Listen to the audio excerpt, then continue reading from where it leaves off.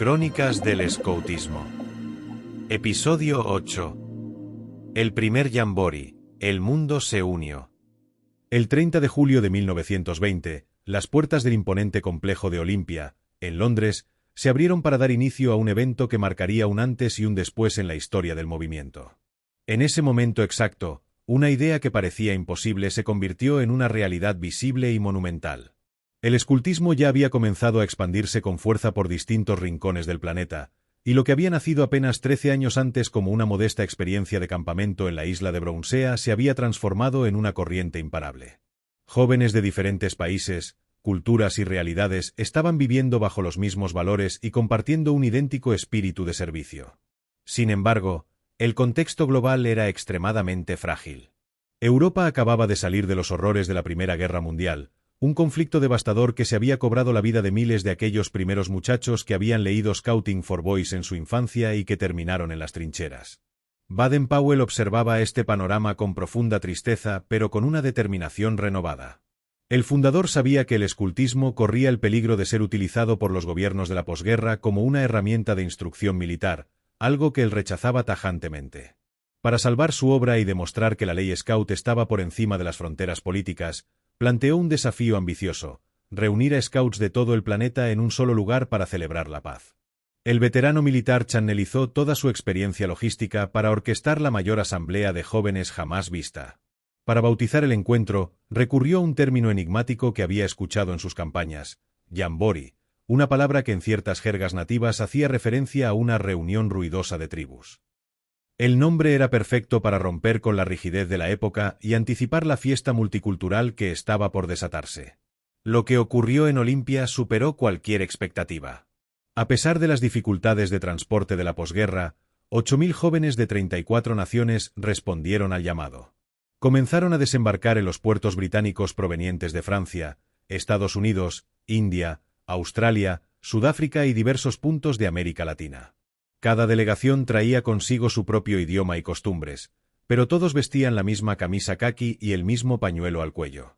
Por primera vez, el escultismo dejaba de ser una idea abstracta para convertirse en una experiencia física compartida. La gran incógnita era si miles de jóvenes, cuyos países se habían estado matando mutuamente en los campos de batalla apenas 2 años antes, podrían convivir bajo el mismo techo como una verdadera hermandad. La respuesta apareció en los detalles más cotidianos.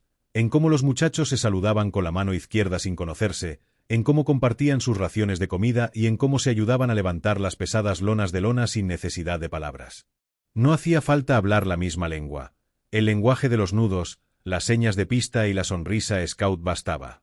Había algo mucho más fuerte que cualquier barrera cultural, una forma común de ver el mundo. Mientras todo esto sucedía, Robert Baden-Powell caminaba entre la multitud visiblemente conmovido.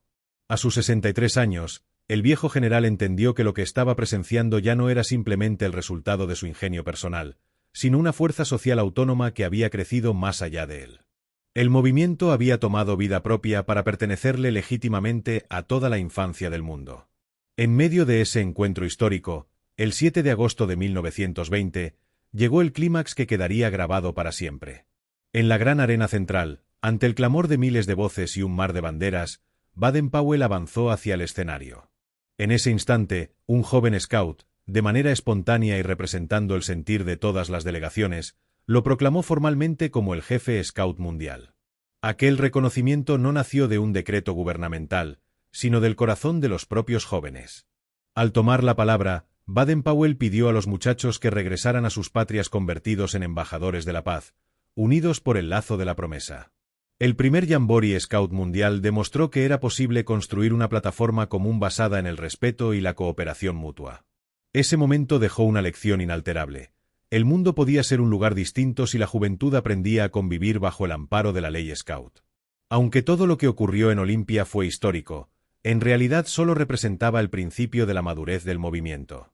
Tras el éxito del evento, el escultismo no dejó de crecer. Se organizó a nivel internacional, estructuró sus métodos y comenzó a influir en generaciones enteras de líderes globales.